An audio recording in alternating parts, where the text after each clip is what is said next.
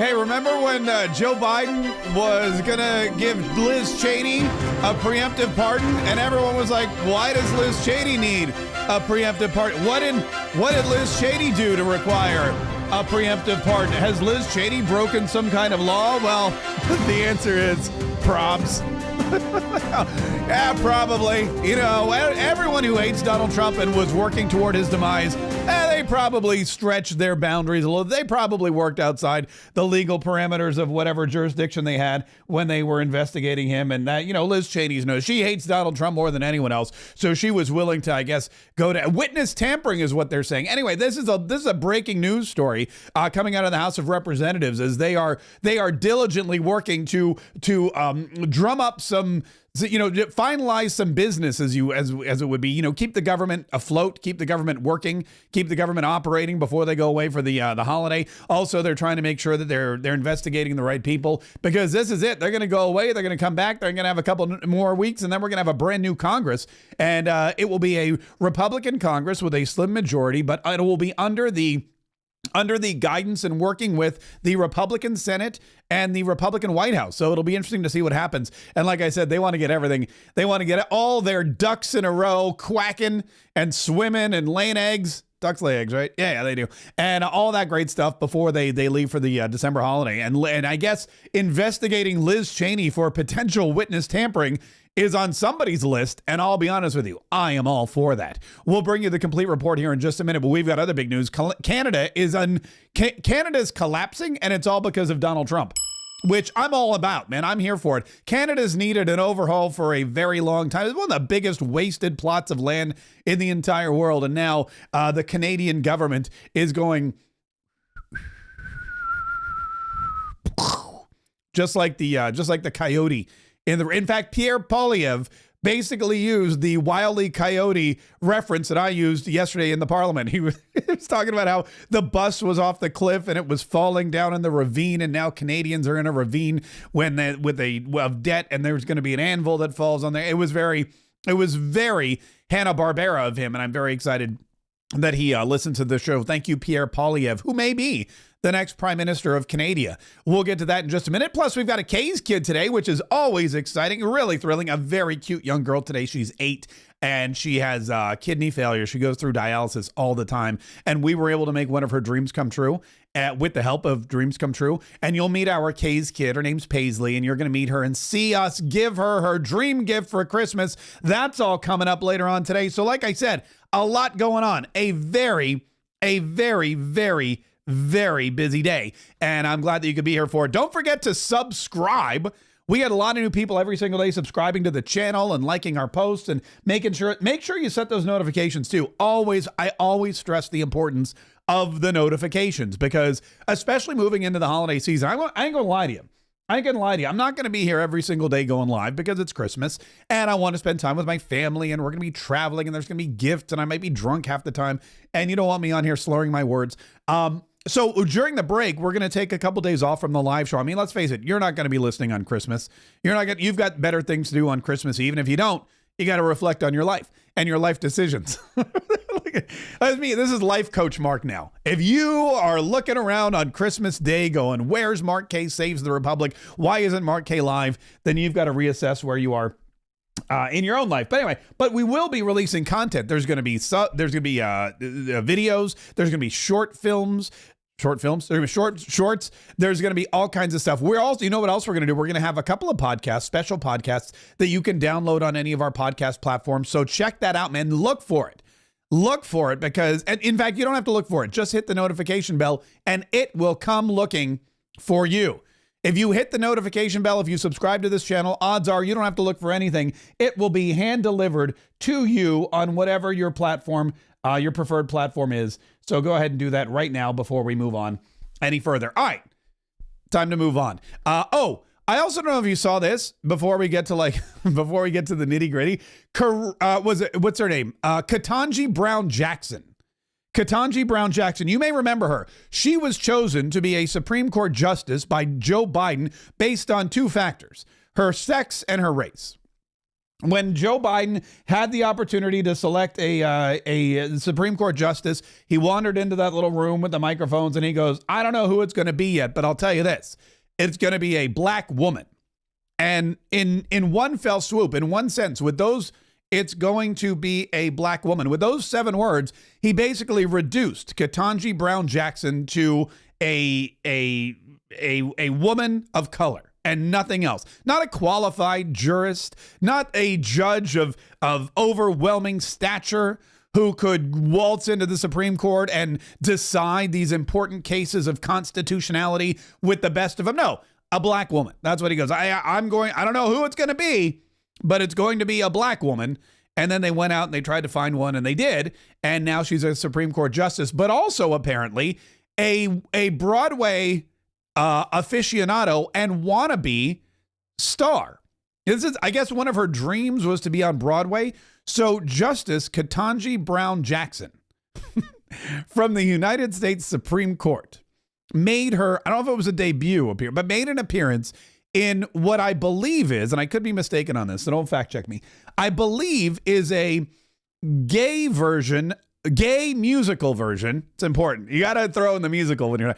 A gay musical version, which could be redundant, of Romeo and Juliet. And we have a little clip of her performing. Female empowerment.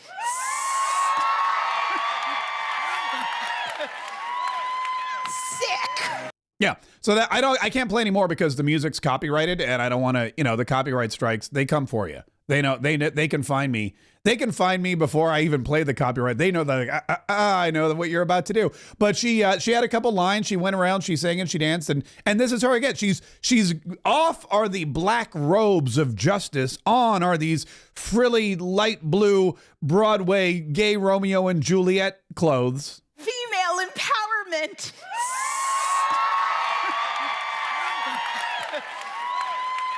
Sick.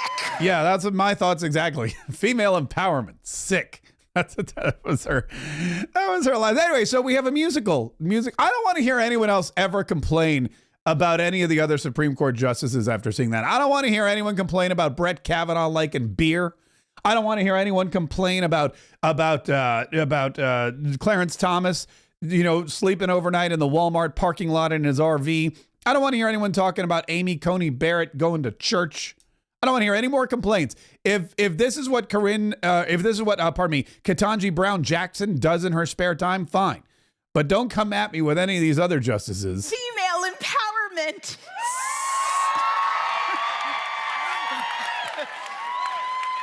Sick. Oh, speaking of black women in Democrat politics and singing and dancing in musical performances, Michelle Obama was a guest of, I think it was Jennifer Hudson. Is that right? Jennifer Hudson has a show. Is that what it is? Anyway, and they turned it into a just sing-song festival of Michelle Obama's greatness. Everybody. We are full of joy in here today. So honored to have you, Michelle Obama, at a happy place. Michelle Obama's walking, we can't let her go. She's a classy lady, we just love her so. We got Michelle Obama at the happy place. We got Michelle Obama. Man, that dude can dance. I'm sorry. That was a joke.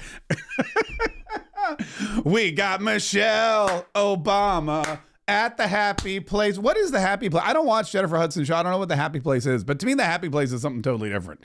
To me, the happy place has a different connotation, and I don't want to get into any of that. But yeah, we got Ketanji Brown Jackson on Broadway, Michelle Obama strutting her stuff at Jennifer Hudson's happy place.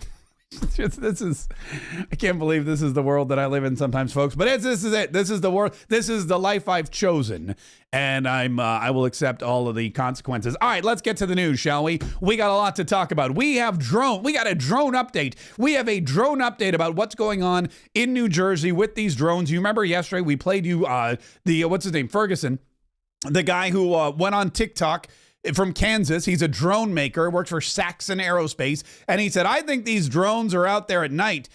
And there's so many, I think they're sniffing out something like methane gas or radiation. And BT dubs, sorry, Keith, I remember a friend of mine saying he saw a nuclear warhead that was missing from Ukraine, touched it with his own hands, knew it was coming to the United States. Maybe these drones are flying around looking for a missing Ukrainian warhead that just so happens to be somewhere in the northeastern United States, the densely populated areas around New York and New Jersey. Maybe that's what these drones are doing. Well, we have another drone update from none other than Real Housewives of New York star and margarita producing queen, Bethany Frankel.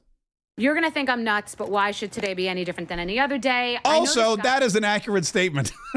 But I'm sorry, I digress. Bethany Frankel live from TikTok with a drone update. You're going to think I'm nuts, but why should today be any different than any other day? I know this guy whose father worked with the Pentagon and NASA and like secret projects, and he has been messaging me that he will never forgive himself if he doesn't tell the people that he knows that for a month he's been watching this situation. And now, several days ago, before it became a discussion in the mainstream media, that these drones are ours and that they could very possibly be sniffing out something very dangerous. Okay, so this is Bethany Frankel, former Real Housewife of New York. They've redone the whole cast. It's a whole different cast now. She's not on there anymore. And she made $1 bajillion selling Skinny Girl margaritas. Now she's on the phone with a high-ranking official in the military who says, I would never be able to live myself if I didn't tell the people I loved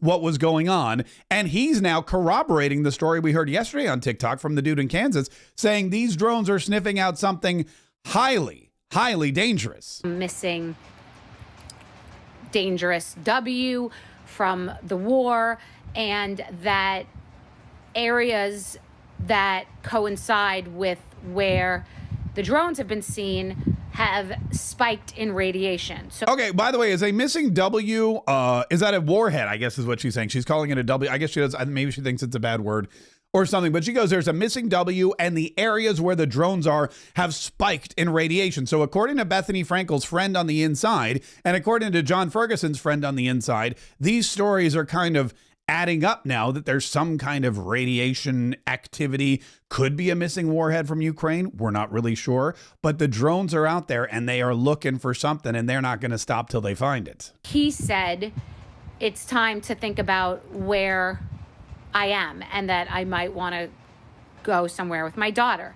So like for me, you know, we blow things off and we think nothing's going to happen, but things do happen. I remember sitting in my car with my driver who said to me months before I even knew what the words global pandemic meant, I think there's going to be a global pandemic. I'm like, by the way, that's rich people problems right there. I remember sitting in the car with my driver and he was all like, we're going to have a global pandemic.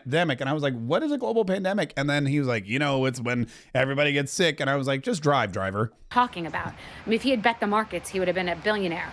So I'm just listening to this guy and watching. And now Trump, who's hanging out with a lot of billionaires who have a lot of money for research, is also finding out that these are ours.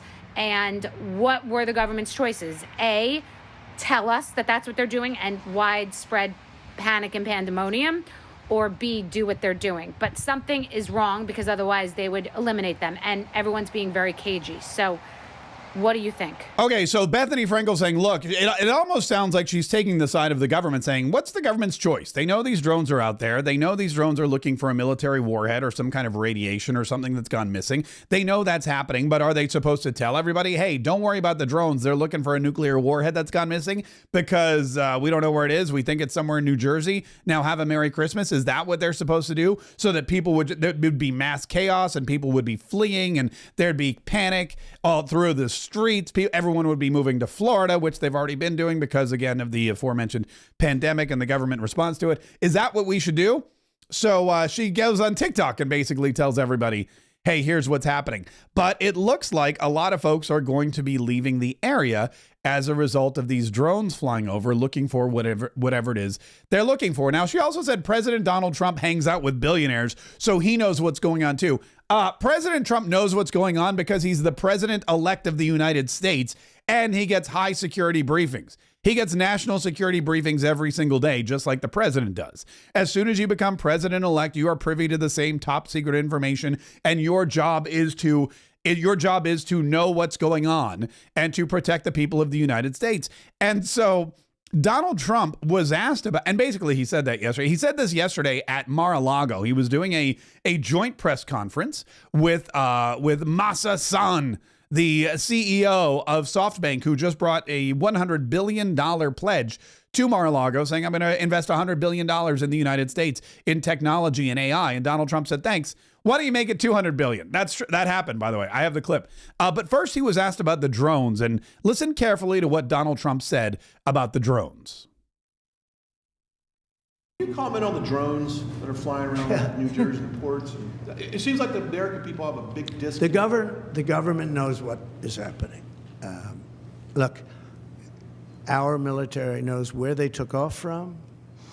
If it's a garage, they can go right into that garage. They know where it came from and where it went. And for some reason, they don't want to comment. And I think they'd be better off saying what it is. Our military knows and our president knows. And for some reason, they want to keep people in suspense. I can't imagine it's the enemy, because if it was the enemy, they'd blast it out. Even if they were late, they'd blast it. Something strange is going on. For some reason, they don't want to tell the people, and they should, because the people are really, I mean, they happen to be over Bedminster. Will you shoot them down? They're very close to Bedminster. I think maybe I won't spend the weekend in Bedminster. I've decided to cancel my trip. Have you received an intelligence briefing on the drones? I don't want to comment on that. I mean, of course, he's not going to tell you. Mr. President-elect, what was in your intelligence briefing? I'm not going to tell you, lady. but look, they clearly, the government knows that these are ours. The military knows where they're coming from. This is the United States military. They know these things. They're not stupid people. Well, some of them are not stupid people, and they can definitely track down drones. They can find out where they're coming. They're probably launching them themselves, as we all now are led to believe. And John Kirby, this is John Kirby, who is, again, one of the smarmiest people in the entire world. And I can't believe this guy was an admiral, but he's a retired admiral. John Kirby was at the White House, and he was being interviewed on Fox News by Bret Baier. And Bret Baier asked him, because you may remember the other day, John Kirby was being interviewed by Martha MacCallum. And he told Martha MacCallum, I don't know what these drones are. In fact, let me pull that up real quick so that we can compare. I want to compare Kirby from 2 days ago to Kirby from yesterday. This was John Kirby talking to Martha MacCallum. Do you know and you can't say? Can you tell me that? No, I'm telling you, Martha, I'm telling you, we don't. You don't know. We can't corroborate every single sighting. Some of them we have, not all of them, and we're working hard to do that. We know people are afraid of it. We know people have concerns. We have those same concerns. Yeah, because they're flying over your house, and it sounds like there are motorcycles landing on your roof. Okay, so that was John Kirby talking to Martha MacCallum over the weekend, saying, we don't know. Let me just tell you, we have the same concerns. No, we don't know. We can't corroborate every single one. Well, then Donald Trump stands up at Mar-a-Lago and says, the government knows. The government knows what these drones are. The government has the information. They're just not telling you for some reason. And wouldn't you know it, John Kirby, all of a sudden, he knows what these drones are. And that's what he told Bret Baier yesterday. We have made an assessment based on the work we've done thus far, and our assessment is that this is lawful and legal activity, whether it's manned or unmanned. Again, we see no indication of a national security or public safety risk. Okay, but there are so many of them, John. There are so many of them, John. If this was happening over Delaware, Rehoboth Beach, would you be a little bit more concerned? I mean, I guess the people of New Jersey wonder why it took so long to get to the point you are now. And if you see all of this, doesn't a local authority need the authority to be able to deal with it? Is it something Congress has to pass? Because they want to say, I don't want a 6-foot wide diameter refrigerator flying over my house and falling on my roof. That's a great question, and I'm glad you asked it, Brett, because we absolutely do want to see congressional action. The Biden administration proposed legislation for counter-UAS authorities, additional authorities, to close some of the gaps and seams that you're talking about, not only between our own agencies here in the federal government, but the gaps that exist between us and state and local authorities. We absolutely want to see that legislation, and President Biden's calling for a bipartisan task force on Capitol Hill to do exactly that, to try to drive some legislative remedies. I think everybody, and I think we all understand this, Brett. I mean, we're in a new ecosystem in terms terms of unmanned aircraft in this country. Again, all legal and lawful and doing the right thing for the public good, but it's a brand new ecosystem. Yeah. Ecosystem, schmecosystem. So he's out there saying, look, now we are able to corroborate a lot of these drones, and some of them are manned aircraft, but they're all legal. That's what he said. He's not saying they're government drones. He's saying these are legal drones. Don't worry about the drones. They're all here legally, unlike the millions of immigrants that Joe Biden has allowed to permeate our borders. Listen, it is a continuing story and a continuing saga. And the more information that they withhold, the more people are going to go and get their information from places like Bethany Frankel, former New York housewives. Real Housewives of New York, Roni star. They're going to go to Bethany Frankel for information. And I don't know about you, but I don't know if that's the best place for us to get information about whether or not warheads are being stored in the United States of America, especially around New York and New Jersey, the most heavily and densely populated area we have in our entire country. I will say this. If you're curious about what's going to happen, watch President Donald Trump. Because if you watch President Donald Trump, if you watch him, if he's not going to Bedminster, probably don't go up north.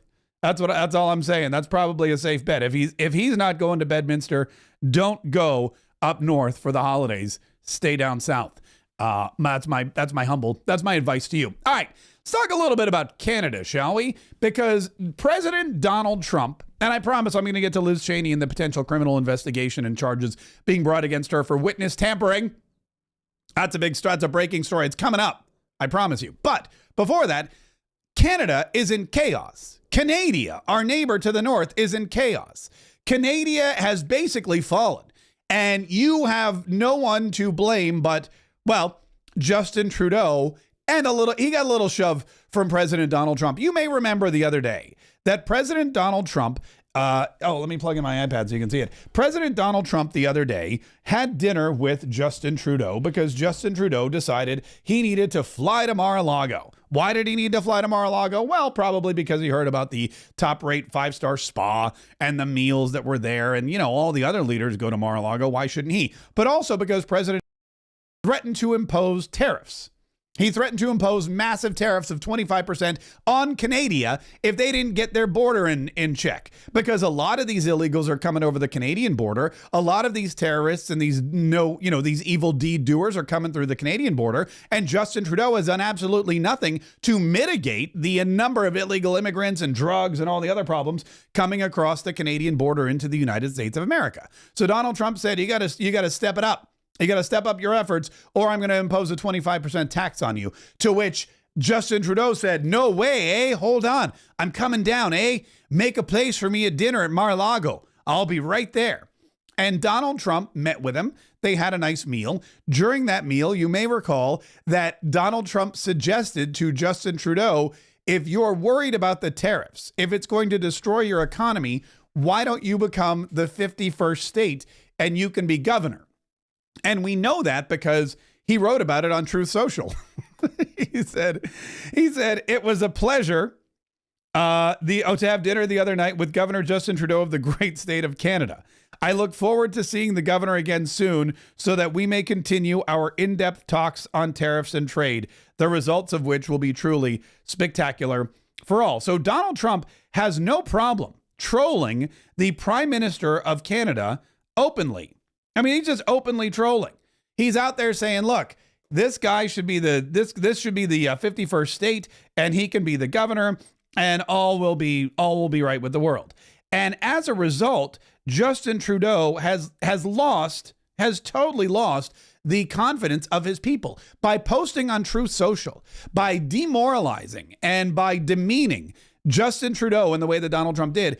Canada has fallen into chaos. The finance minister, because they have this whole parliamentary system, and I don't want to get into an explanation. It's just, they basically lifted it from England because they're basically a British colony still.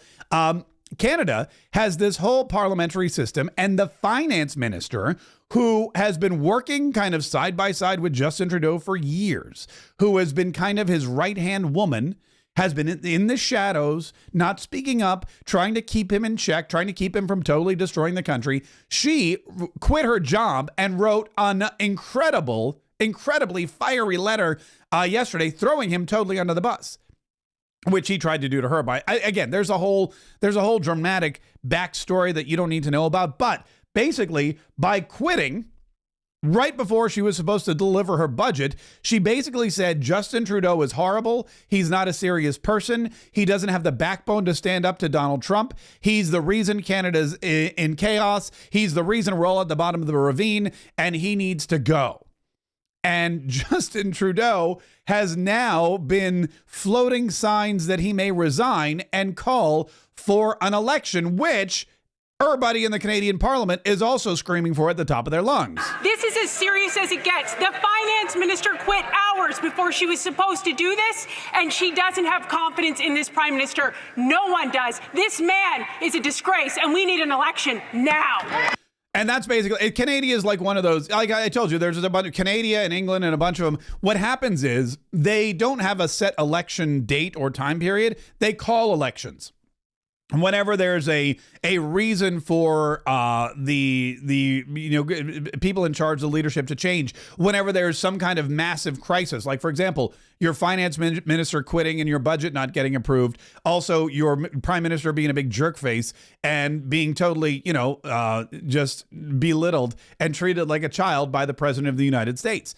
Publicly on Truth Social. When that happens, they're like, this is a crisis. We can't have this kind of leadership in Canada. We need somebody new. And so they call an election. And that's basically, if Justin Trudeau calls this election, that's going to be him raising the white flag and saying, look, I'm out. You need somebody else. You need strong conservative leadership, which basically the rest of the world is starting to see as well. And he was trolled relentlessly by people after he left his office yesterday. This is as serious as it gets. The finance hold on, wait a minute. That's that lady yelling. Here's the hecklers. Prime Minister, are you going to remain in office, sir? No, what gives you the right to continue? What gives you the right to stay in office? Thank you. You failed Canada. You ruined our country. You're done. Walk away. You don't have an ounce of your father's integrity. At least he walked in the snow. You don't have at least your father walked in. That's a throwback to Pierre Trudeau, a whole other story I won't get into. But by the way, he gets that all the time. If you Google Trudeau heckled, there's a bajillion, industry term, a bajillion clips of Trudeau getting heckled by Canadians, by his own people. And they're calling him the worst names and they're flipping him off and they're using the F-bomb. And he just smiles at them and ignores them and walks away, which just makes people hate him even more. And now it appears that he's on his way out. It appears that there'll be a new regime. I saw a poll that if the election were held today, Pierre Poilievre, who many people claim is the Donald Trump of Canada, would be the new elected leader. Because again, they don't vote for president, they vote for party, and then the party chooses the leader. It's a really weird system. No one's really a fan of it. That's why they're in the position that they are. But Pierre Poilievre is against illegal immigration. He's pro deportation. Pierre Poilievre is against mandates during the whole trucker strike in Ottawa, when they started stealing truckers' bank accounts and taking away their driver's licenses and basically ruining their lives because they were non-compliant. Pierre Poilievre became almost a folk hero of Canada because he was one of the most ardent supporters of the truckers and one of the loudest people standing out against him. So Pierre Poilievre may come into power if Justin Trudeau does resign and there's an election. How that bodes for Canadian American relations, I'm not really sure. But if you have a Donald Trump conservative in the United States of America and a Donald Trump-ish conservative in Canada, I feel like things could go okay. Think about this, though. Donald Trump isn't even president yet. The election was just a month and a half ago. And look at all of the tumult, if you will, to use an SAT word. Look at all of the tumult that has happened in geopolitical regimes. We have, France, but their whole economy collapsed. Syria had a successful coup, and Assad was run out of town. Something that we haven't seen, we never thought we would see. You've got, there was martial law called in South Korea last week. France, we already said France. Germany is facing some problems as well. And now our neighbor to the north, Canada, is in total collapse, total chaos, and Justin Trudeau, just a week after flying down to Mar-a-Lago to get totally destroyed by Donald Trump on Truth Social, is not going to be the governor of the 51st state of Canada, but he's not even going to be the prime minister of the country of Canada for much longer. And again, I feel like that's 100% because of Donald Trump. And I'm all here for it. I think a stronger Canada makes for a stronger continent, and a stronger continent, what is it, the rising tide and all the ships and all that kind of thing. So now, look, if we've got Mexico coming into line and tamping down on illegal immigration on their southern border, and Canada stopping illegal immigrants from coming over the border in various different capacities, and also, ejecting or deporting the people who are already in Canada illegally. If that happens, then we're looking at we really truly are looking at a brand new golden age where we don't have to worry about illegals bringing in drugs or guns or gangs or rapists or human traffickers. We don't have to worry about what's going on in Aurora, Colorado, which, by the way, do you remember when Donald Trump said in Aurora, Colorado, Tren de Aragua, I think it was what it's called. Tren de Aragua from Venezuela. They're coming in and they're weaponizing themselves and they're taking over apartment complexes. Well, just this morning, there was a report that 14 of these Venezuelan gang members were detained in a home invasion. Now, this is a live look now. The sun is up there in that state, and police have now detained 14 people and reported armed home invasion. That's the same apartment complex where a lot of people were complaining about the armed Venezuelan gang members roaming the halls. Reports indicate that investigators said that several suspects entered the apartment and had 2 people inside. The suspects then reportedly moved the victims to another apartment complex, or rather another unit on the property where police said they were found threatened and bound. An adult man sustained a non-life-threatening stab wound. At the moment, police say it's unclear if the suspects are connected to the Venezuelan game Tren de Aragua, but we'll get a live report in Colorado 30 minutes away and bring you the latest on that developing story. And that is, of course, why Donald Trump ran on and won on an agenda that includes not just fixing the border and putting the border back together, but also an agenda that includes the most massive deportation effort in American history. And it's because of folks like Tren de Aragua coming in from Venezuela and terrorizing American citizens. Oh, and he was asked about that, too, at his press conference yesterday. He was asked about Venezuela and sending people back. Listen to what he said. In terms of your mass deportation plans, have you had any preliminary discussions with countries like Venezuela, from where the Tren de Aragua gang is now popping up? They'll take them back. They're going to take them back? They're all taking them back, yep. And if they don't, they'll be met very harshly economically. Okay, they'll all take them back. Venezuela and other countries were not behaving very well with us during my administration, and within 24 hours, they were behaving very well. So Donald Trump says, look, everybody's going to take their criminals back. Venezuela's going to take them back. El Salvador is going to take them back. Everybody who emptied their prisons and sent their junk here is going to take it all back. And if not, we're going to cut off the gravy train. We're going to cut off the spout of cash flowing down to their countries. We're not only going to do that, we're going to impose sanctions. Anybody who does business with Venezuela or El Salvador will not be allowed to do business with the United States of America. That includes buying their oil, and oil to Venezuela is really all there is left in Venezuela. If they can't sell their oil, then they don't have a country. And Donald Trump will make sure that nobody that wants to do business with the United States of America is doing business with Venezuela. And they get it. They understand it. So they're like, look, we will take every thug, every drug dealer, every human trafficker. We'll take every murderer and rapist. We'll take every armed gang member from Aurora, Colorado, and everything. We'll take them all back. We'll put them back in prison. Just please, God, don't stop funding us, because we need the money. We need the money, and we need the money badly. And so Donald Trump, he knows how to threaten these people. He knows how to, so that's not the problem. The problem isn't the mass immigration. The problem isn't getting these people back from whence they came. That's not an issue at all. The big problem that we're going to run into is these idiots in charge of these sanctuary cities who are going to stand in the way of Tom Homan and ICE. And we're going to have, I guarantee it, as I sit here today at 12:35 p.m. on Tuesday, December the 17th, I guarantee some social justice warrior mayor in Chicago or Denver, some blue state bleeding heart liberal governor who hates America and loves wokeness, one of those people, they're going to get arrested. It's going to happen. It gonna be a thing. Tom Homan is not messing around. ICE is not messing around. Donald Trump is not messing around. The American people handed them a mandate, said, here's everything you need. The presidency, the Senate, the House of Representatives, here you go. Take it and clean house. And so Donald Trump has his marching orders. Remember, he works for us. He knows what he promised us. He knows the power we gave him, and he's going to see it through, and Tom Homan's going to help. But I guarantee at least one of these people is going to go to jail.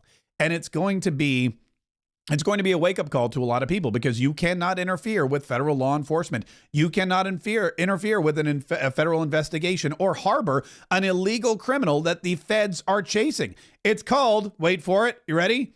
Yeah, I know you know what it's called. It's called obstruction of justice. And it's what they tried to impeach President Donald Trump on in the Russia scandal. No collusion, no obstruction. Remember that? Remember when that came out? Remember when the Mueller report came out and Donald Trump was so thrilled that there was no collusion and no obstruction? Well, guess what? Now there's going to be collusion, and it appears there's going to be obstruction as well. Speaking of which, let's talk about Liz Cheney for a bit, shall we? Let me pull up a picture of her. I want to give you a visual. I want to give you a visual of Liz Cheney. Liz Cheney, daughter of Dick, who sat on the January 6th committee, all super proud of herself. Liz Cheney, who hated Donald Trump more than she hated, well, smiling, apparently. Liz Cheney, who is one of the most self-absorbed, egomaniacal, self-centered people to ever hold any Republican elected office, looked at the people of Wyoming and said, I know you people voted for Donald Trump overwhelmingly. I know you people sent me to Washington, D.C. to represent you. And I know that you want Donald Trump to be your president. But as your representative, I say no. And I'm going to vote to impeach him. And I'm going to sit on the January 6th committee. And I'm going to do everything I can to help out, to make sure that he gets impeached, to make sure he gets imprisoned. And I know that Kevin McCarthy, the leader of our party at the time, the leader of the House of the Speaker of the House, said, no, Liz, daughter of Dick, don't sit on that committee. I know he came to me and said, no, Liz, we don't want any Republicans on that committee. Don't do it. And I said, you know what? I'm going to do it anyway. And when it failed miserably and Donald Trump became the nominee, I went out and I joined forces with Kamala Harris, a Democrat, who the same Democrat that I said was a danger to the United States of America. I went out and I campaigned for her. And I got my daddy, Dick, to campaign for Kamala. I said to my daddy, I said, Dick, we need you. We need your help. Kamala needs Dick. And so Dick and Liz went out and they campaigned for Kamala Harris. And well, it ended about as well as you thought it would. It was a big, massive failure. And now we're hearing rumors that Liz Cheney may be getting a preemptive pardon from Joseph Robinette Biden Jr., the king of pardons. The king of all pardons. Joe Biden has pardoned more people than anybody. I'm literally anybody. He's the president that holds the record for the most presidential pardons. He is abusing his power like no one has ever abused their power before. At least no one in the White House that we know of. And Liz Cheney, I mean, Hunter's getting pardoned. Violent criminals are getting pardoned. People that are into child pornography are getting pardoned. Why not? Throw one Liz's way. Throw a pardon at the daughter of Dick. I mean, she did try to help you out, even though she and the rest of your brigade failed miserably. Well, this morning we got word that Liz Cheney may actually need that presidential pardon that was floated. She may need a preemptive pardon because she may be in trouble for one of the worst crimes anyone can commit against their fellow humans and or the United States of America, and that is witness tampering in a federal investigation. Administration Subcommittee on Oversight, the committee that's been investigating January 6th, just released its final report for this year. It accuses Liz Cheney of tampering with the witness, Cassidy Hutchinson, trying to influence her testimony. It formally recommends that the Federal Bureau of Investigation criminally investigate Liz Cheney when President Trump takes over on January 20th. One of several bombshell revelations in here. The report also says that Jack Smith colluded with the January 6th committee, but that some of the evidence has not yet been turned over to Congress. They're demanding that that evidence be turned over, something that might happen when the new administration takes over. But a really significant and rare moment for Congress to actually suggest that one of its members should be criminally prosecuted for tampering with a witness in an official government proceeding. Okay, this is huge. This is monumentally huge. This is the United States of America House of Representatives, led by Republicans, suggesting to the FBI that you should criminally investigate another Republican for tampering with witnesses in a congressional committee hearing. I mean, that is bonkers. That has never happened before. That is serious. This is not just sour grapes anymore. This is, hey, we have what? We've got testimony and we've got evidence that Jack Smith may have directly colluded with the January 6th committee. Well, if Jack Smith colluded with the January 6th committee, that seems like that's a criminal act as well and should be investigated by the FBI. And I imagine the FBI under Kash Patel will be investigating that.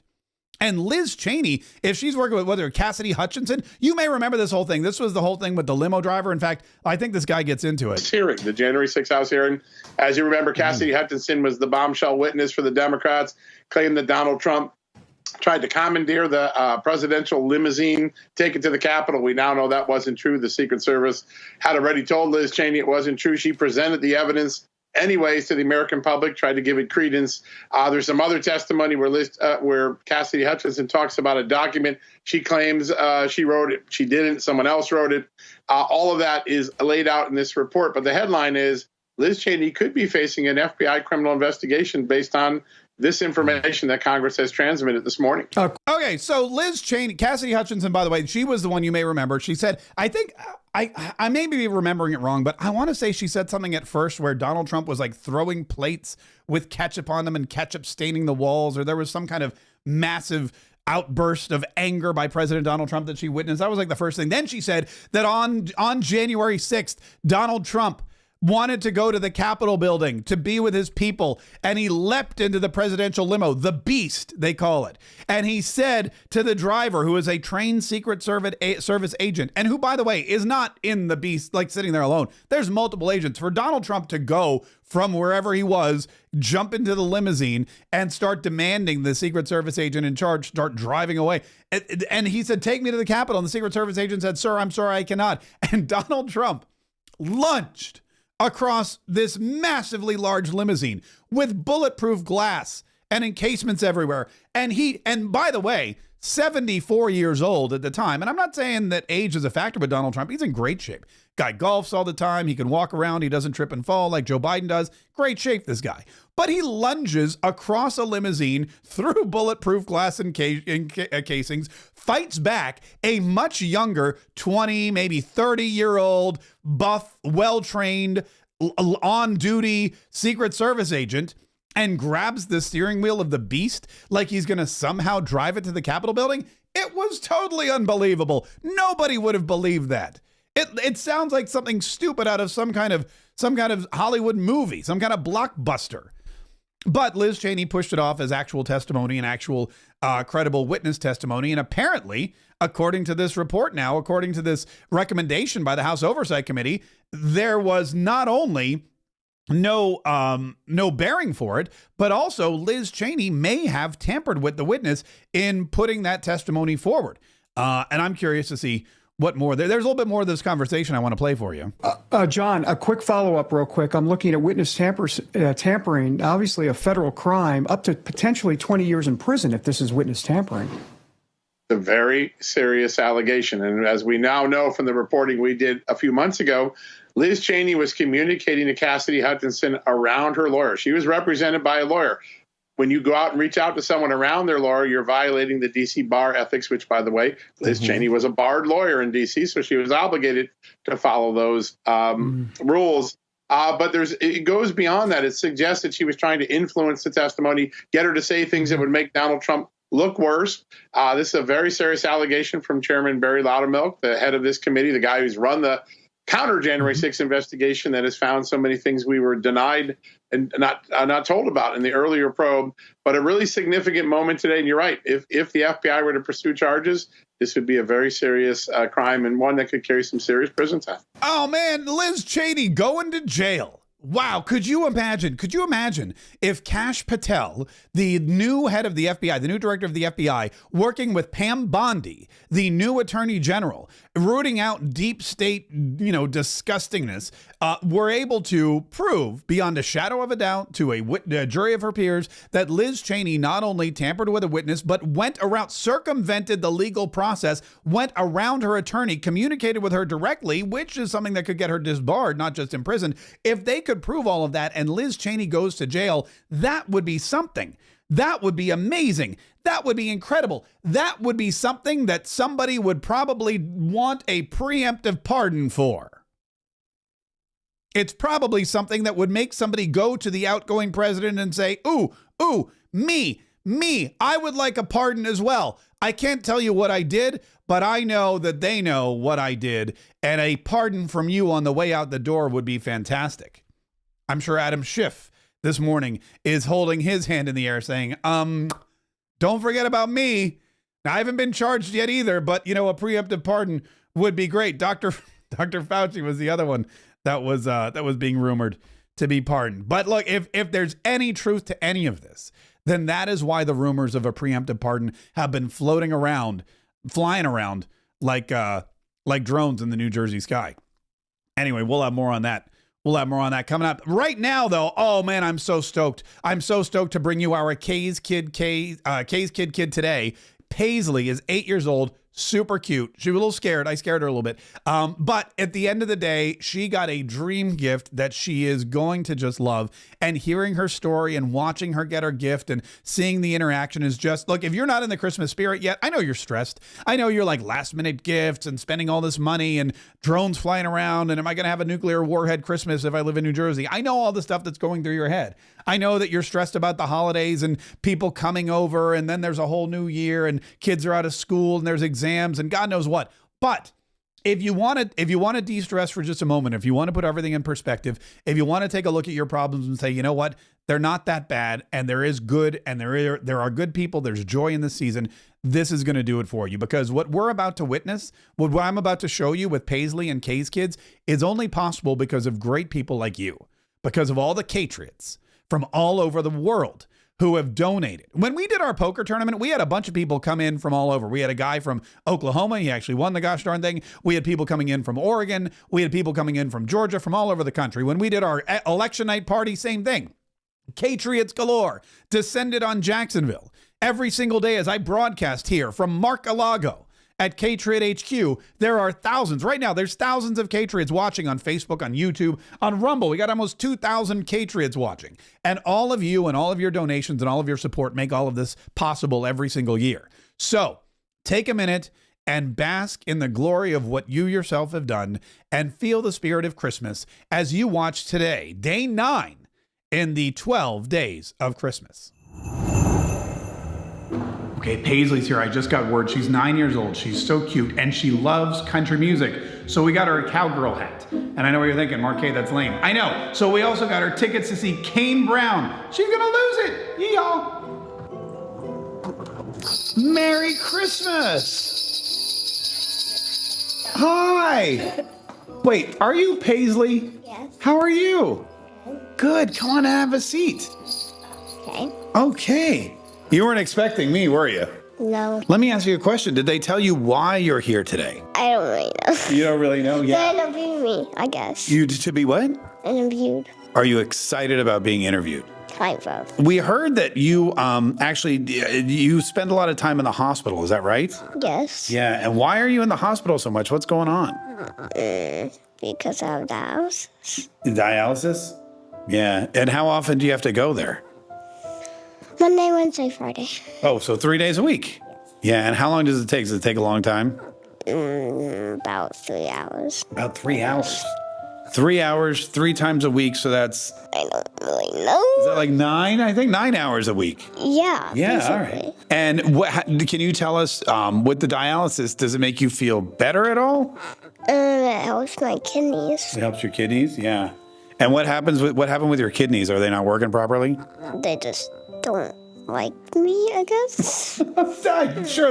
I'm sure they love you. Come on. They're just probably not able to help you as much as they want to.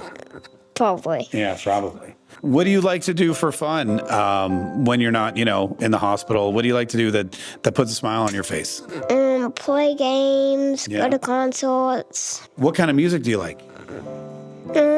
Morgan Wallen, Ashley Cook, Dem Scott. Oh, you like country music? Yes. Oh, that's great. I love country music.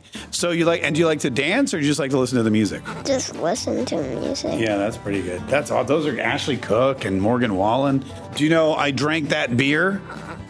No. No. Shot in the dark? Any of these? No. And one about sobering up. I don't know. That's every country song. Well, listen, first of all, this was a great interview. I really enjoyed it. I hope you did too. Yes. Yeah. Did you want to ask me any questions or no? No. No. Did you want to ask me like who I am or what I'm doing or why I'm dressed like Santa Claus? Why? That's a good question. Why? That's. Dressed like Santa Claus. I'm glad you asked. Paisley. What we do every year is we have a charity called Kaye's Kids, and we work with Dreams Come True. And every year at Christmas time, we interview kids just like you. You did a fantastic job. And then, since it's decorated like Christmas, and since it's so close to Christmas, and since I'm dressed like Santa Claus, we thought, wouldn't it be great at the end of the interview to give the person we're interviewing an early Christmas present? Do you think that's a good idea or a bad idea? A great idea. Yeah, it's a great idea. Okay. So now that we've come to the end of the interview, do you think we should do the Christmas present thing? Yes. Okay, perfect. Here's what we're going to do. You're going to take the jingle bells, all right? And on the count of 3, you're going to ring the jingle bells. Okay. And then the elf is going to appear with your Christmas gift. Are you ready? Yes. All right. It's not a scary elf. I want it. You don't want it anymore? I do. Okay, all right, here we go. Here we go. On the count of 3, 1, 2, 3. Look, there's the elf with the Christmas gift. Look at that. So this is a big stocking full of candy. This is for, does that say Paisley on it? Yes. And is it spelled properly? Yes. Okay, great. That's your gift. I hope you enjoy it. Do I open it? Yeah, you got to open it. It's not going to open itself. Rip that. Yeah, shred it. Just shred it. I know it's a big box. All right, ready? Can you pull the box open? There we go. There we go. Mom. What is it? You gotta be kidding me. Whoa, what is that? Is that a cowboy hat? Yes. Did you have one of those? Yes, but not this pretty. Not that pretty? Oh, we put it on your head. Let's see how it looks. That looks amazing. Does it fit? Yes. Oh my gosh. You look like a country music superstar. Okay, but there's... Oh, but there's more. What else do you see? Wait, what are... What are those? Wait. What is it? I gotta show Mom. You got to show your mom? Okay, first of all, what is it? That is a bandana. That goes around here. We'll put that around your neck. What did you get? Hold on. Oh, hold on. All right, hold on. Mom, here. Yeah, here. Oh, you got it? Show your mom. What is it? Oh my goodness. She's on your list to see. Do you know what that is? It's tickets to go to the Ashley Cook. That's right. Ashley Cook, you got tickets to her concert. She's coming in April, and you're going to be there in your brand new cowboy hat. Can I wear this though? No. I don't think you're going to get. I don't think you're going to get a yes. What do you think? Is that Paisley? Is that a cool Christmas present? Yes, definitely. Oh yeah. Are you excited? Yes. All right. Now you got to learn all her songs. Okay, we got a good start, don't we? You got a good Yeah. Yeah. Well, listen, we just wanted to meet you and talk to you, and we wanted to say Merry Christmas to you. Thank you. By the way, I love that we had the mobile cameraman. Otherwise, we would have had some issues when she jumped up to talk to her mom. But there she is. She's going to the country show. She's wearing her hat. And again, that's all thanks to folks like you. So thank you so much to all the Katriots who make all of this possible. And we are getting down to the wire. We've got Wednesday, Thursday, Friday. That's 3 more days in this year's 12 Days of Christmas. And then we start working on next year, which is always, it's exciting that we keep coming back over and over and over again. Also, if you want to relive any of these or share any of these, we post the videos and the photos on our Facebook page. There's a Kaye's Kids Facebook page. You can go there and check it out. And one of the other people we want to thank who makes this show possible so that we can do these podcasts and these live streams and so that we can continue to work with our charity Kaye's Kids is our good friend Paul Stone, who we spoke with yesterday at Colonial Metals Group. And if you haven't yet take him up on his offer to get the free gold guide to figure out how you can solidify your savings and protect your savings with proven wealth strategies using precious metals like gold and silver, why billionaires turn to gold in times of crisis, then I would urge you right now to go to freegoldguide.com/K. freegoldguide.com/KAYE. There's a link in the description of this video on Rumble and on YouTube. And if you watched my interview with Paul yesterday, this guy knows his stuff. This guy, you get him started on a topic about anything economic or political, and he knows his stuff. He knows the history behind it, and he understands the value of gold and silver, how important it is to use precious metals that are not as volatile as, say, something like stocks and bonds or Bitcoin, which can go up and down like a roller coaster. And he explains it all, like I said, in this free guide. You'll learn how to protect and grow your retirement savings, how to safeguard and how safe and efficient, rather, you can optimize your assets and savings with gold, and how to protect your financial future. And it's free. freegoldguide.com/KAYE. The link to that is in the description of this video. All right, listen, I want to get back to Donald Trump's press conference from yesterday because it was baller, and it made me remember one of the most exciting things about Donald Trump's presidency was the way he dealt with the press. And he was always good at it. You know, he was a little curt and angry at times, and he would yell fake news, and that was always fun to watch. But Donald Trump has now become kind of a master of the press conference, either planned or impromptu. And one of his best interviews, it's like, one of those people that continues to get better and they continue to hone their craft, and every single day they're progressing. And Donald Trump's the same way. Donald Trump has always been good at interviews. He's always been good at dealing with the press. He's always been good at telling the truth, but he is at a point now where he has mastered it. And the other day we played the interview he did with Kristen Welker on Meet the Press, where she tried to get him in like 8 different gotcha moments, and he flipped the script on her and made her look ridiculous. Donald Trump, recently scored a huge win after he sued ABC and George Snuffleupagus for the libelous statements they made about him and E. Jean Carroll and the verdict. And now Donald Trump is he's a natural at it. And I'm so excited for the next 4 years of press conferences, impromptu and planned. Remember, he would always stop on the way out to the chopper and talk to the media and take questions. And I imagine that's going to be a big part of it as well. But he held a press conference yesterday and we talked about how Masa Son, who is the CEO of SoftBank, came to the United States of America after Donald Trump said, hey, Donald Trump pledged no or very little regulation, fast tracking permits, whatever you need to get started in the United States. If you're bringing an investment of $1 billion or more, we will fast track all of your applications. Well, Masa Son brought in $100 billion, and Donald Trump immediately, in true Donald Trump fashion, tried to get him to double that investment on the spot, which... I'm excited to go, and we were discussing, and President Trump said, Masa, double that is not enough. Maybe, go for more, right? That's what I'm going to ask him right now. Would you make it $200 million instead of that? He can actually, believe it or not, he can actually afford to do that. Would you do that? Well, my promise is 100, but he's now asking to do more. I think with your leadership, my partnership with you, with your support, I will try to make it happen. That's good. All right, 200. All right, there we go. Listen, I'm going to try to make it happen. No promises. Nothing's going down. You notice nothing's going down in the ledger.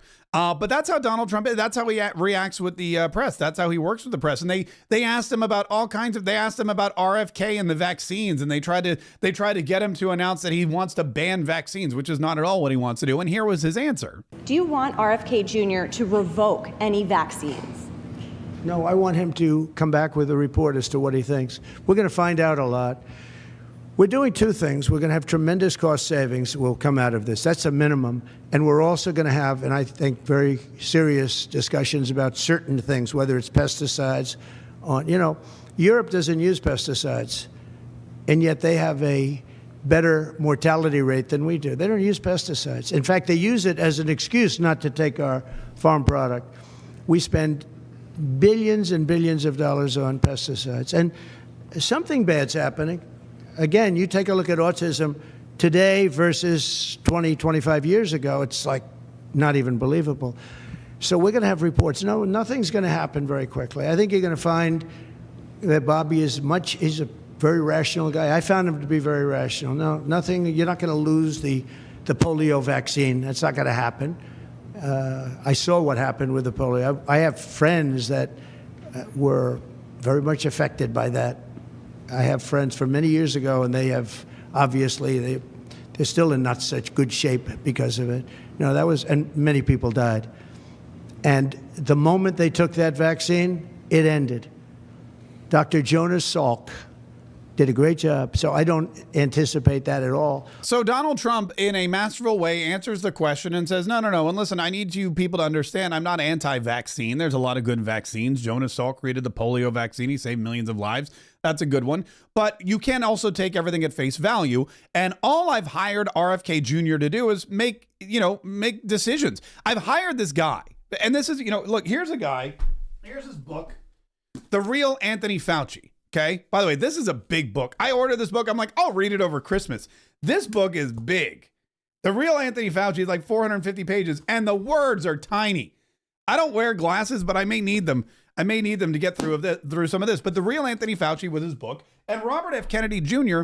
knows his stuff. He's not just some big name. He's not just some fancy playa in politics. No, he's a guy that has done research. He knows what's going on. This is a passion for him, health and eating and food and vaccinations and medical stuff. And that's why Donald Trump put him in charge. But Donald Trump put him in charge to investigate, to be the head of the Health and Human Services in this country, to make sure that the people that are affecting our health, people like Dr. Fauci at the NIH or at the virology laboratories, all of these people at the CDC, for example, we need to make sure that they're on the up and up, that they're not being influenced, and that they're making decisions based on science and fact. And that's all RFK Jr. is going to do. Nobody's banning anything or cutting back anything or withdrawing anything. RFK Jr. is going to give a report to the president and lead his department the way he feels that it should be led. And that is exactly what Donald Trump asked of him. Same thing with all the other departments that he's put people in charge of. And Donald Trump there's a calmness to him that, wasn't necessarily always there before in dealing with the media. For example, when he talked about suing the Des Moines Register and Ann Seltzer for her ridiculous reporting and her ridiculous phony poll, putting him way behind Kamala Harris just days before the election in Iowa, of all places. And then she brought it down very smartly to 4 a couple of weeks before. And everyone said, wow, that's amazing. He's only up by 4 points. Then she brought it down to where it was down by 3 or 4, whatever number she used. And that was the Des Moines Register, and it was their parent. And in my opinion, it was fraud, and it was election interference. She's gotten me right always. She's a very good pollster. She knows what she was doing. And she then quit before. And we'll probably be filing a major lawsuit against them today or tomorrow. We're filing one on 60 Minutes, about that, where they took Kamala's answer, which was a crazy answer, a horrible answer, and they took the whole answer out and they replaced it with something else she said later on. Yeah, they took the whole answer out. They replaced it with something else. That's why we're going after 60 Minutes. Ann Seltzer and the Des Moines Register, for whatever reason, created a poll that was just unbelievably bad that put Kamala Harris way ahead in Iowa. Not really sure what that's all about, but it appears that these are organizations, media organizations, who are tasked with reporting the truth, but have been overrun with their hatred for Donald Trump. And as a result, they manipulated their information, their factual information that they were supposedly reporting on. They manipulated it to help one political candidate win an election over the other. And there's no other way to look at it. For Ann Seltzer to publish this poll and the Des Moines Register to publish this poll that they knew was patently false, everybody did. Even the Kamala Harris people were reporting on the inside, WTF is going on in Des Moines. But that's not right. Their internal polling never had Kamala Harris ahead in any of the swing states, let alone Iowa. Their internal polling never had Kamala Harris ahead in any swing state, let alone Iowa. And all the polls in all the swing states showed something differently. So clearly, there's some kind of manipulation of the numbers going on. But what 60 Minutes did was just abhorrent. They tried to make Kamala Harris look less stupid than she was. They said, here's a question for you. And Kamala Harris said, we're big. And so they said, well, that's no good. So they cut off that and they put in which I guess they felt was a better answer. Both of them were bad, but the fact that they even tried to attempt to cover up how bad they were is some kind of really disgraceful lack of integrity, especially from an outlet that has prided itself for decades on its journalistic integrity. It's really, really weird. And so Donald Trump is like, look, we're not going to stand for that anymore. The whole thing going on with the wall. They asked him about Joe Biden, who is selling off the steel used for the wall piece by piece. He was not happy about that either. The administration is trying to sell it for 5 cents on the dollar, knowing that we're getting ready to put it up. And what they're doing is really an act. It's almost a criminal act. They know we're going to use it. And if we don't have it, we're going to have to rebuild it. And it'll cost double what it cost years ago, and that's hundreds of millions of dollars, because you're talking about a lot of wall. I built much more than I said I was going to build, but then after it was built, I said, we can do some more, because it's sort of like water, people flow through, and that will pretty much really take care of it. And what happened is they just, as you see, they're trying to sell it for 5 cents on the dollar, and that's really. That has nothing to do with a smooth transition. That has to do with people really trying to stop our nation. And all it means really is that we're going to spend hundreds of millions of dollars more, not even talking about the time.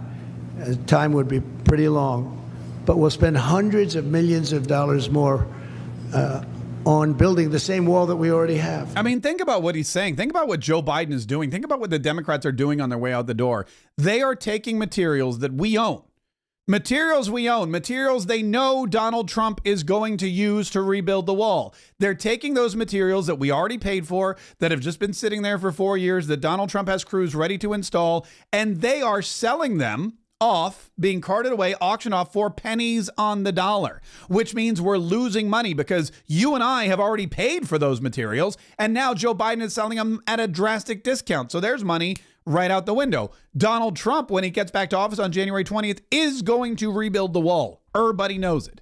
Mexico knows it. The immigrants know it. We know it. Joe Biden knows it. The Democrats know it. And so they're selling it off, knowing full well he's going to turn around and rebuy it, knowing full well he's going to have to spend more of our tax dollars to buy stuff that we already owned.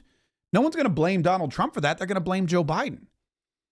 This is hard. The Democrats, they need to realize that they've lost. They need to realize that they've given up, but they're not doing that. Instead, they are attacking. They are trying to thwart. They are playing stupid pranks. They're engaging in criminal activity, some of them. And they're doing it because they never back down. They don't go away and cry. I mean, they do cry, but then they come back and they fight even harder because that's how they are. They're not going to let Donald Trump win. They're not going to stop trying to overturn whatever it is, whatever good Donald Trump has planned for this country, and that includes the wall. And social media is the same way. They asked Donald Trump about the TikTok ban. We'll take a look at TikTok. I have a warm spot in my heart for TikTok because I won youth by 34 points. And there are those that say that TikTok has something to do with that. Now, Joe Rogan did, and some of the other people that were recommended by my son Barron, he knew names. I said, who is that? Tell me, who's that? Dad, you got to be kidding. I can't believe you don't know. And I did those interviews, and it was actually sort of cute. Do you want to know the truth? But we did them, and that had an impact. But TikTok had an impact, and so we're taking a look at it. But we won youth. Republicans are always 30 points down in youth. I don't know why, but we ended up finishing. There was one poll that showed us down about 30. We were 35 or 36 points up with young people. So I have a little bit of a warm spot in my heart, I'll be honest. Yes, President. Yeah, so there you go. So TikTok may be safe under Donald Trump because, well, he's used it to his advantage. But that could be going away. And Tim Cook from Apple, Tim Cook from Apple has a very vested interest in Donald Trump's policies. Why? Well, because 99% of his products are made in China. And Donald Trump sees China as a threat. He sees China as an economic threat, as a military threat. He's already threatened tariffs on China. And any tariff on products coming from China means that Tim Cook's business is in jeopardy. And so Tim Cook came to Mar-a-Lago and he sat down with Donald Trump and they asked him about that as well. I did have dinner with Tim Cook. I had dinner with sort of almost all of them, and the rest are coming. And this is one of the big differences, I think, between, we were talking about it before, one of the big differences between the first term. In the first term, everybody was fighting me. In this term, everybody wants to be my friend. I don't know. My personality changed or something. But I don't know if that's it. I think it's more they realize that the threats are real. Tim Cook realizes the threat of China is real. That's why he's at Mar-a-Lago. He never would have gone to Mar-a-Lago before, but now that Donald Trump is the incoming president, now that Donald Trump has already threatened tariffs on China, now that Donald Trump has Elon Musk on speed dial and is getting all kinds. I mean, think about that too. Elon Musk, who is no one's friend in Silicon Valley these days, Elon Musk, who brought the First Amendment back to social media, something that the social media companies despise. They don't believe freedom of anything belongs in social media. Elon Musk is Donald Trump's best friend and biggest advisor. So, of course, Tim Cook's going to come to Mar-a-Lago and probe Donald Trump for information and try to pretend to be his friend. Of course, Mark Zuckerberg's going to make a $1 million measly little donation to Donald Trump's transition team and come to Mar-a-Lago and say, please, I would love to be part of your technology board of directors moving forward. Of course, they're all going to do that because now they're scared of him. Now they know what's going on. They know what Donald Trump's capable of. They know that when Donald Trump says something, he does it. And they know that he has the backing of not just Elon Musk, but the entire country. And they're going to come back fighting harder. They're not going to give up.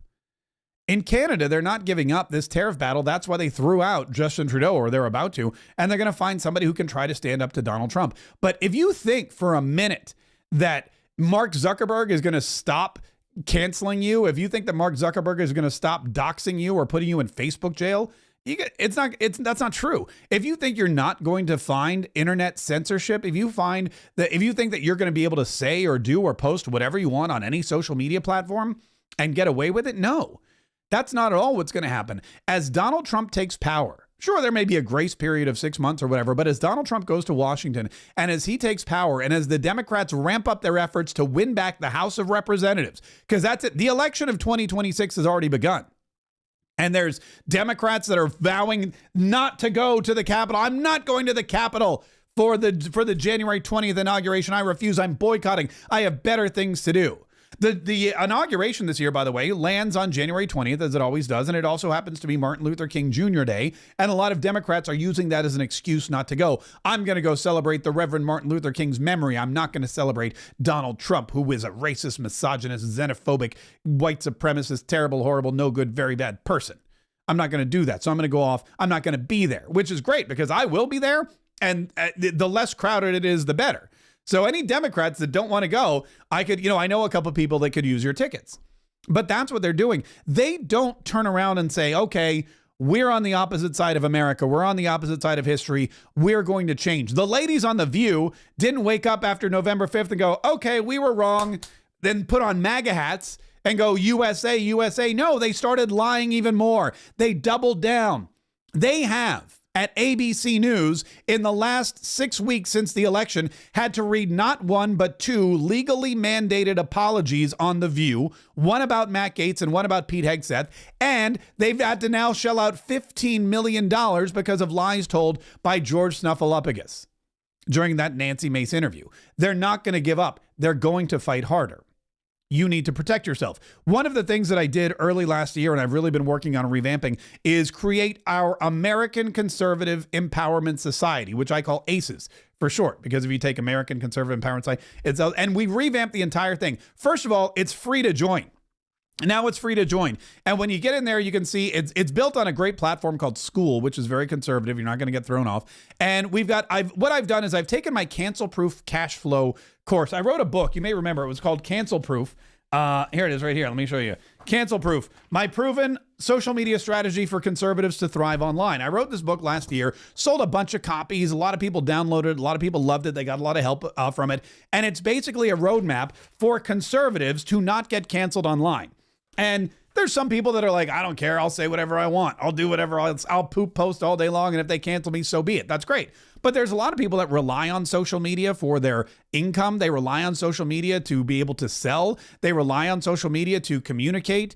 You know, businesses, a lot of conservative businesses, this one included, are built on social media. So you want to make sure that you are able to build a business and provide for your family and not get canceled or doxxed or thrown in Facebook jail or any of those other things. And so I wrote down a manual, having been canceled by just about everybody. And now what I've done is I've turned it into a course, and I put that course into our ACES community for free. So like I said, it's free to join. You can see there's a whole map. There's a battle plan on what to do when you get inside. So if you're wondering, what do I do when I get inside? You just click start here, and you can see, look, there's a battle plan right here, and it takes you through the entire, I drew all this myself. And I'm very proud of it. There's a whole community where you can talk to other members of ACES. There's 471 members who are in there right now, which is very exciting. I won't tell you who they are. You can go in there and you can meet them. You can meet them all and you can introduce yourself. And best part is you can get that free course, which I created based on my best-selling book, Cancel Proof. The course is called Cancel Proof Cash Flow. And if you're interested, here it is right here. InsideAces.com is the website. InsideAces.com. Like I said, it's free to join.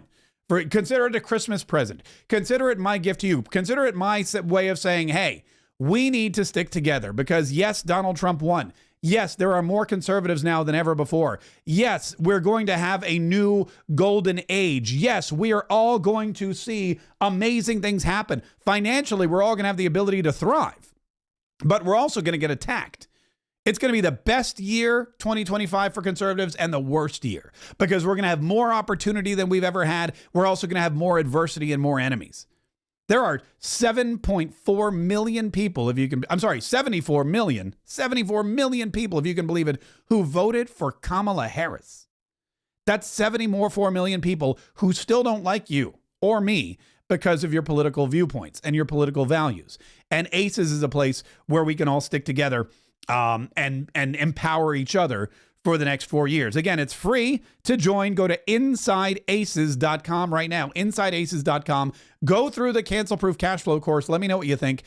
Become a member today, and we will continue to grow and thrive and help support each other in various different ways for the next 4 years. Listen, thank you so much for joining us today. What a great show this was. I had so much fun. I'm going to go and watch the news stories about Liz Cheney and her potential legal troubles that are brewing. And also we'll keep an eye on that drone story and see if there's any more information. We'll keep our eyes on Bethany Frankel's TikTok to make sure we know the latest from the Real Housewives of New Jersey. But before we go, let's not forget that the United States of America has not only a new crop of leadership in the White House and in the Senate and in the House of Representatives that is ready to do your bidding, ready to execute the mandate that we have given to all of these people. But keep in mind that our Supreme Court also has a very talented singing and dancing justice on it. Female empowerment.